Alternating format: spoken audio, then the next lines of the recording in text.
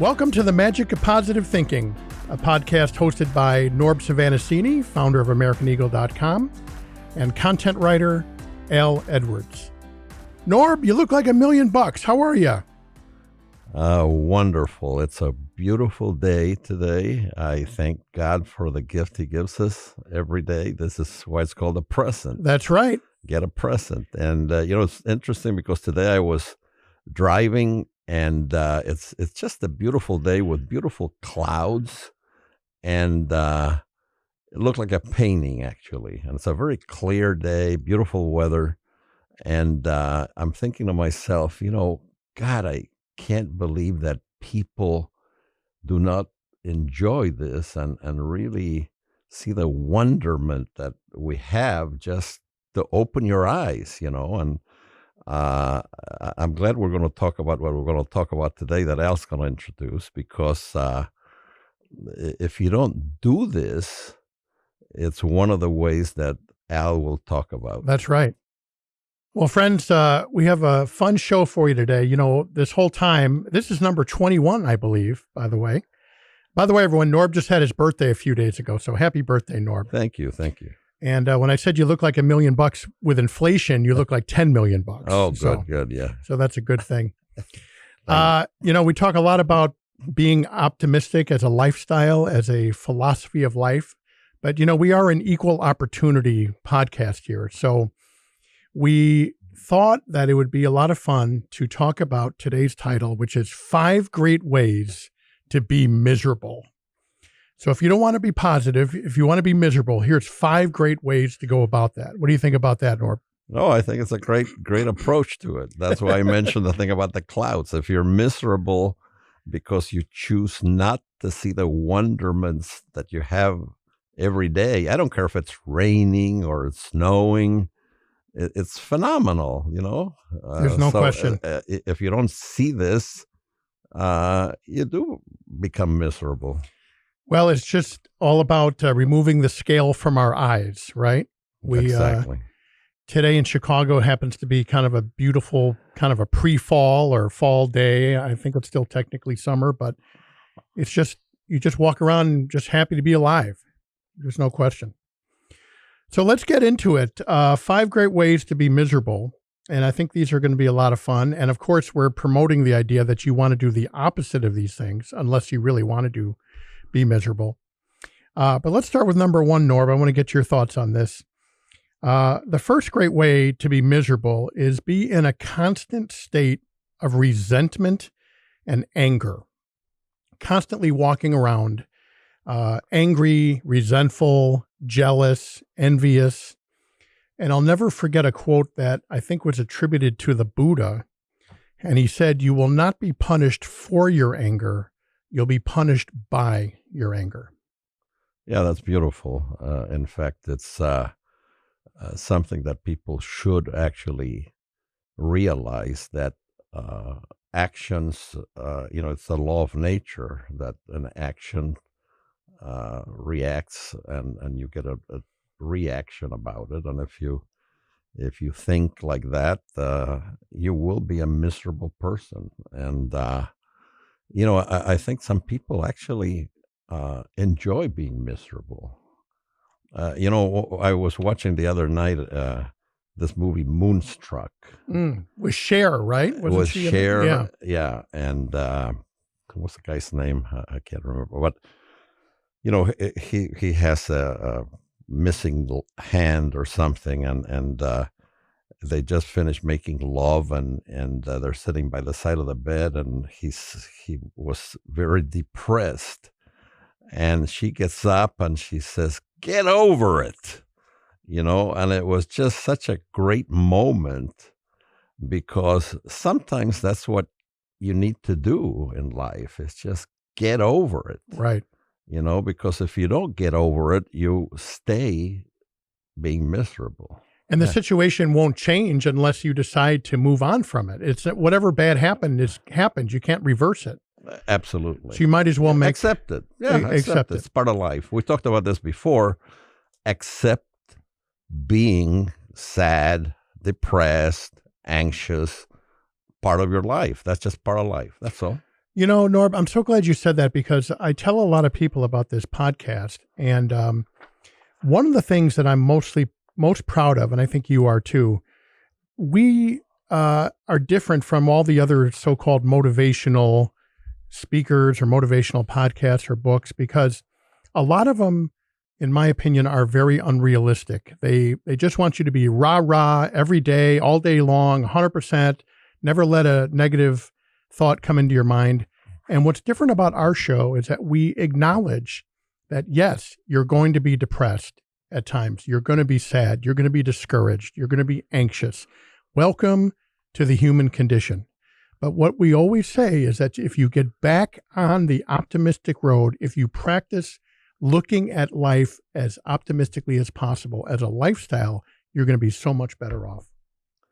Absolutely. And, one of the things that is probably one of the hardest things for people to realize, which is really an enigma, is it's not that hard to do. To really think the words of share, get over it. I mean, it happens to all of us. And we've Right. talked about this before, and we keep repeating the same thing, and I hope that people enjoy this, but uh, everybody has bad moments. And that doesn't mean you can't remain optimist. Right. I think that one of the things that Al talked about early in these podcasts was that I have a thing on my desk that says, "This too shall pass," and it's true. You know. Boy, when you're in the middle of it, though, it sure doesn't seem that way. But if you can keep that perspective, it makes it a whole lot easier to persevere. Oh yeah, yeah, absolutely. There's no question. Why do you think that anger is so destructive to somebody, Norb? Well, I think that people get angry for different reasons, and I think that a lot of the anger is things that just keep building up. And you might be angry because today you went to get gasoline and the pump wasn't working and it's cold and you had an argument with your wife, and you might be angry because you got rain and you got your shoes all wet, and then it accumulates. It's like this ball that just keeps rolling down the hill. It gets Right. bigger, Like a snowball. and then all of a sudden somehow it reaches the bottom and you're very angry, and Right. you react negatively. And there's a lot of you hear about a lot of this traffic where people get angry at each other, Road rage. and Yeah. and I've had guys get really mad sometimes for just something really stupid that I make a turn and they didn't like the way I made it, and I'm sure it Right. has happened to all of us. And this person is really angry, and you wonder what the heck is wrong with this guy. And I just think it's just part of human nature that we have to learn how to control. Just like being positive. It's don't get angry. It doesn't really solve anything. And this is one of the things about, if you want to be miserable, stay around toxic people. Right. That's one of our Okay? 5, actually. Right. And the interesting part about, it's really easy to do. Just stay away from these people. And they're easy to identify. They're angry themselves. Right. They're depressed. Right. They have anxiety problems. Right. Well, again, I'm going to quote Cher many times. Get over it. I mean, Right. it isn't worth it. Life is really beautiful. Go outside. Look at the clouds. Look at the trees. The birds. What we live in, this incredible earth. And just enjoy it. Absolutely. I want to tell a quick story about this principle of looking for the blessings in things instead of the problems and the anger. I was in traffic, I don't know, a few weeks ago, and there was an accident. And of course, it delayed everybody and the traffic stopped. And my first reaction was, I was really angry about this because God forbid, my commute home should be interrupted by some stupid person who can't drive. And I'm going on and on about this to myself, by the way. There was no one in the car. I was just being an idiot with myself. And all of a sudden it occurred to me, you know what? Instead of being angry, I'm going to think compassionately about the people who were in the accident. And I said, to almost like a prayer, I said out loud, I hope the people are okay. I know that nobody wants to have an accident. I'm sure that they're not having a good day. I hope everyone's all right. I hope it's all going to turn out okay. Cars can be replaced. I'm sure hopefully the people. And you know what?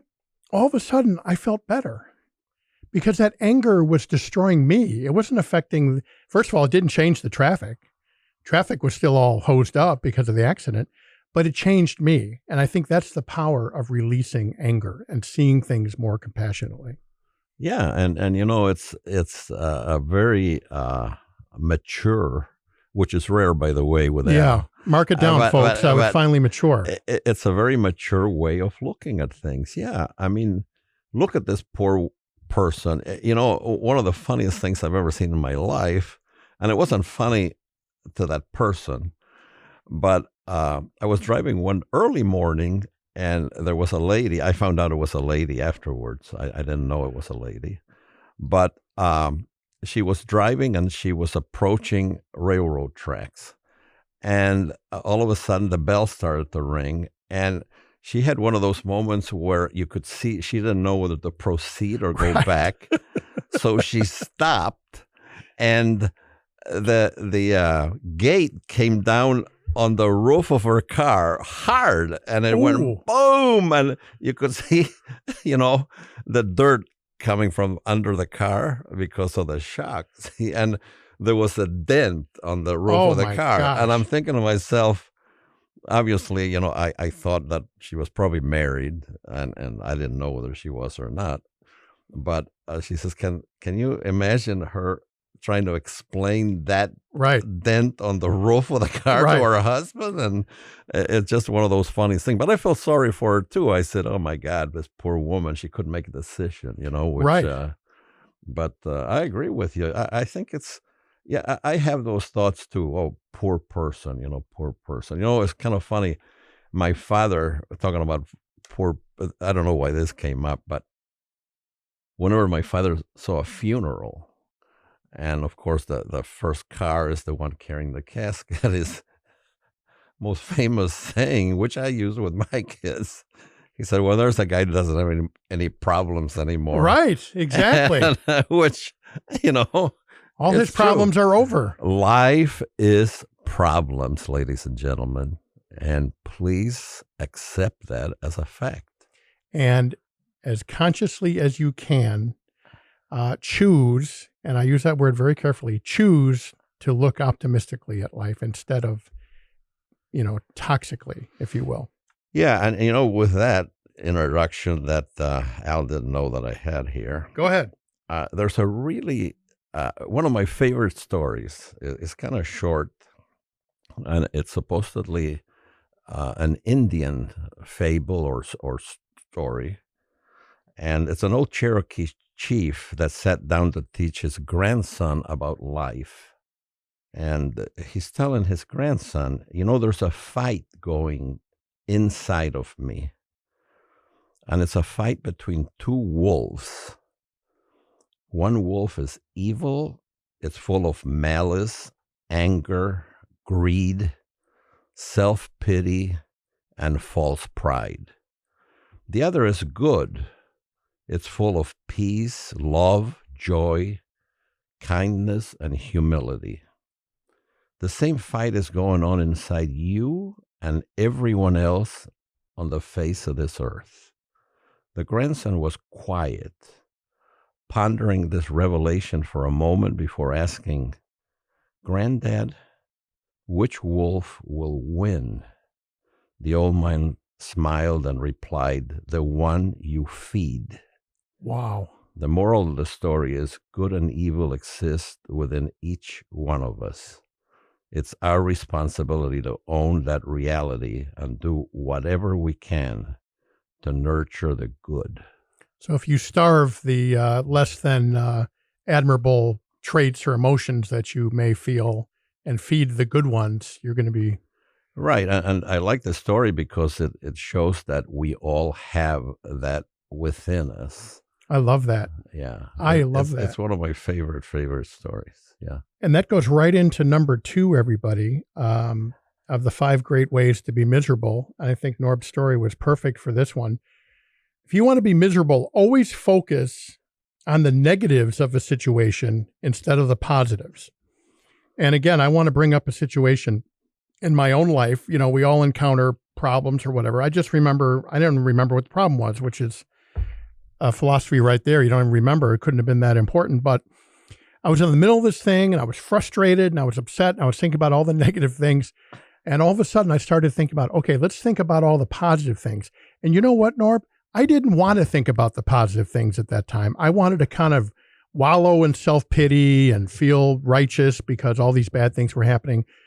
But I chose instead to think about the positive things, even though I didn't want to.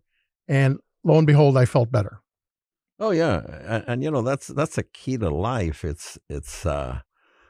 know, whenever you own a business, you know, I've had a few businesses, and I had one with my dad, and my dad taught me a lot of very interesting facts about just common sense, you know.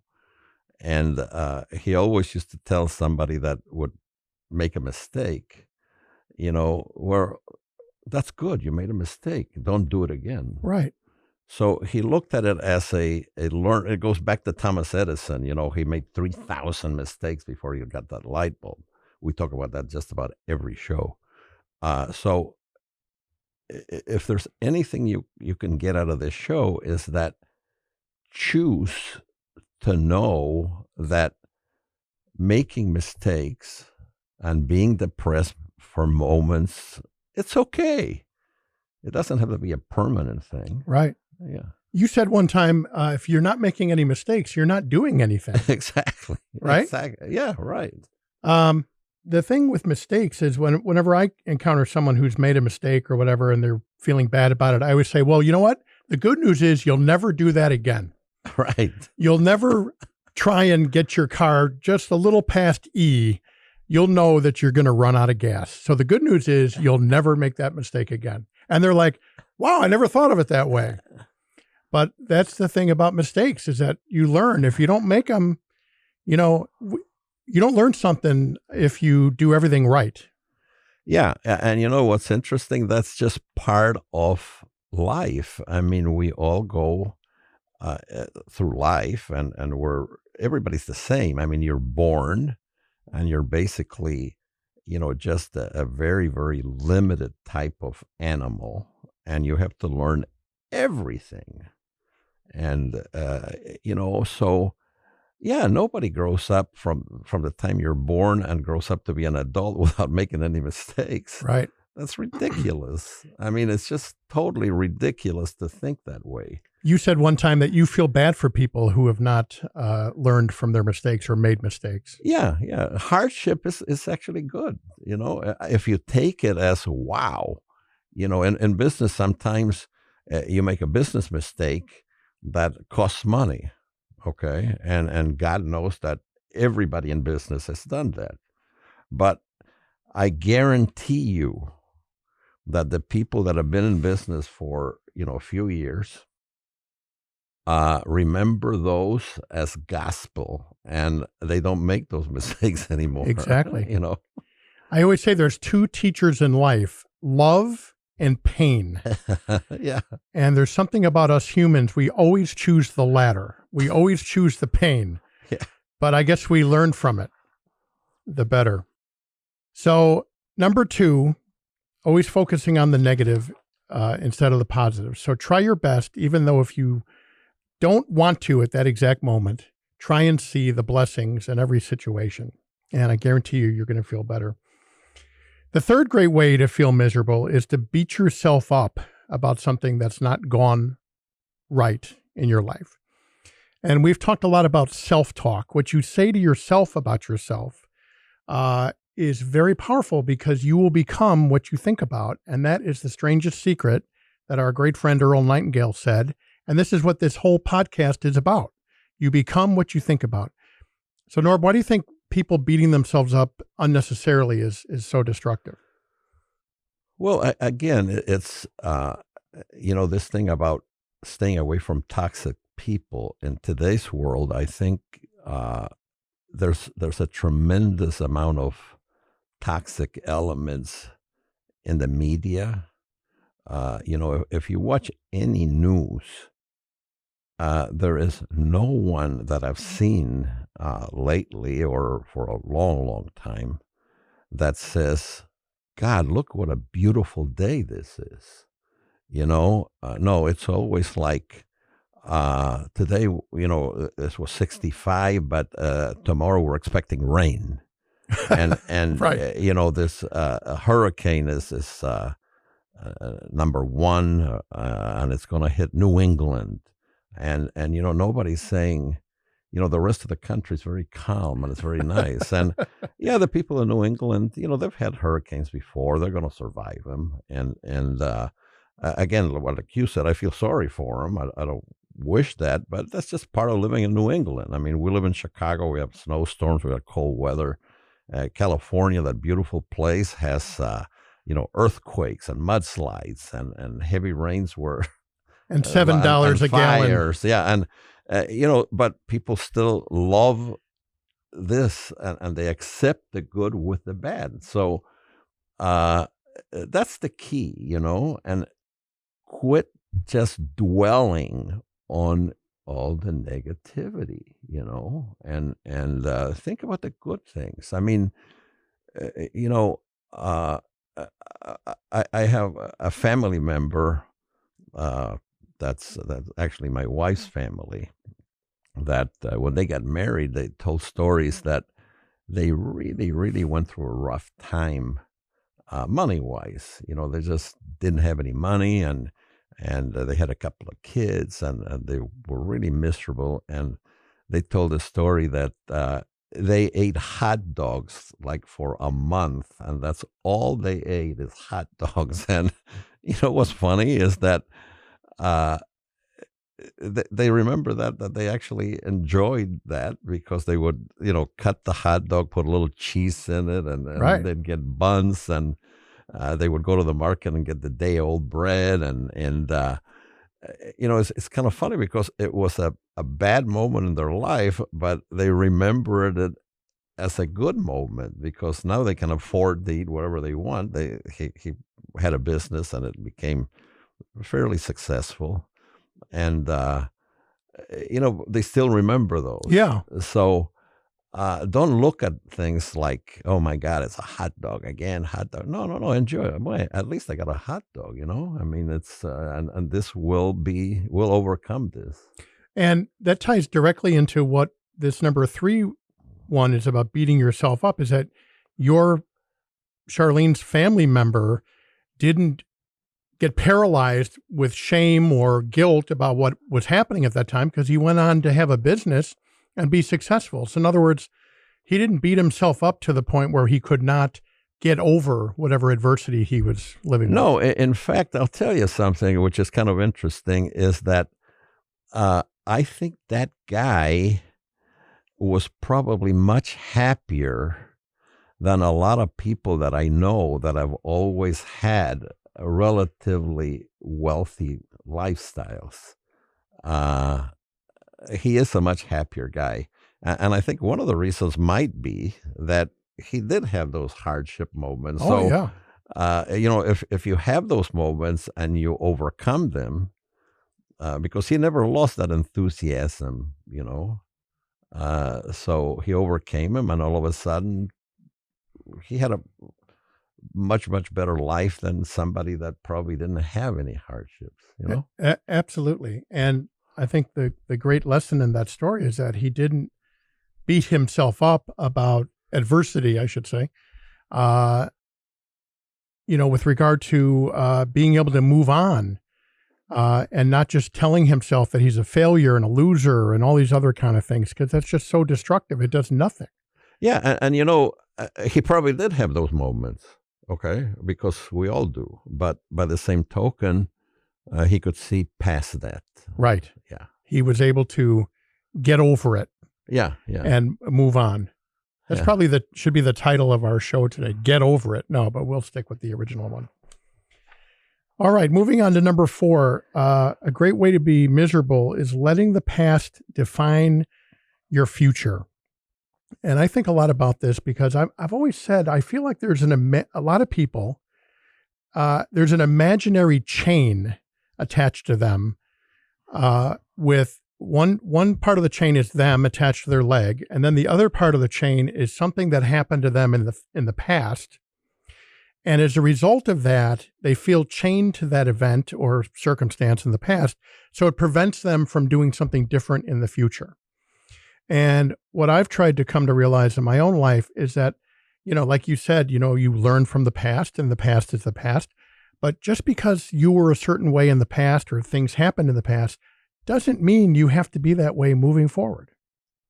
No, I mean, this is, I happen to like movies a lot, and this is something that is a very typical and common subject in movies about people that really get beat up in some form or another. Basketball stars, for example.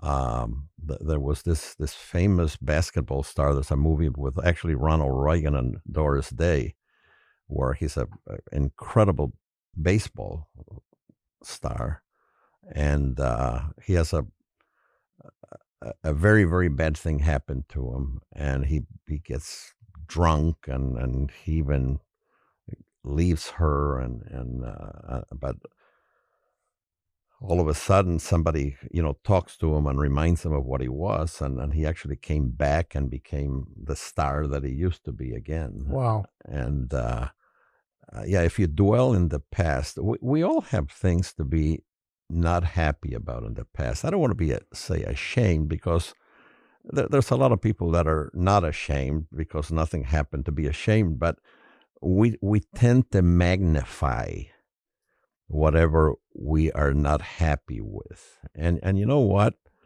We're here for a very short time, and things like that happen to every one of us. So again, take it as a common, ordinary happening in humanity. I think you hit on something very important because, and I have struggled with this also in my own life, is that, when you realize that these things in life happen to everybody, life plays no favorites. There's nothing about me or you or Joe on the street that's any different. Everyone's going to have bad luck. Everyone's going to have failure. Everyone's going to have, success if that's what they want to do. The human experience has many commonalities to it. And I think the minute you know that and feel that emotionally, you're going to feel a lot better about things. Yeah, absolutely. It's common. I'm no different than everybody else. Right. Yeah, absolutely. Well, number 5, moving right along here, is something that Norb talked about a few minutes ago. And we talk a lot about this. Hang around with negative people if you want to be miserable. A few podcasts ago, Norb was watching a movie and they had a whirlpool in the movie. And it was just nothing to do with, positive attitude or anything. It was a whirlpool that people, or a jacuzzi, that people get in. And Norb thought the whirlpool is a great analogy for being around negative people, that you get sucked into the whirlpool of negativity. Yeah, and this is kind of funny because I had forgotten about that, but it is a good analogy, even if I'll take credit for it. Please. Because that happens. I mean, when you're surrounded by this whirlpool of negativity, you're just pulled into it, and it's very, very hard to swim out of it. And the best thing to do is just to say, I'm not going to get in this, because it's just not good. It's just not good. And there's a little formula that I got, which is really nice. And they say that life is actually like a formula from B to D, birth to death. And what's between B and D? It's a C, choice.